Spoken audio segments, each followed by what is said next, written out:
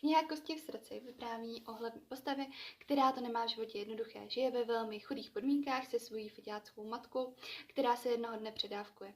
No a hlavní postava najednou řeší, kam půjde a rozhodne se, že půjde ke svému nevlastnímu otci do doby, než půjde na vysokou školu. Tato kniha mě rozhodně nesklamala. Jako všechny knížky od Colleen Hooverové je neskutečně čtivá a styl psaní miluju. V této knížce se mi navíc extrémně líbilo, jak jsou tady právě zpracovávány ty rozdíly mezi světem jakoby bohatých a chudých. Hlavní zápletka se mi líbila, nečekala jsem ji, rozhodně jsem ji neodhadla a i to, jak to celé vyvrchovalo, bylo to možná mírně nerealistické, nicméně i tak se mi to moc líbilo, opravdu jsem z knížky byla moc nadšená. Za mě je tato kniha opravdu skvělá a pokud máte Colleen Hooverovou rádi, tak ji rozhodně nesmíte minout. Za mě ano.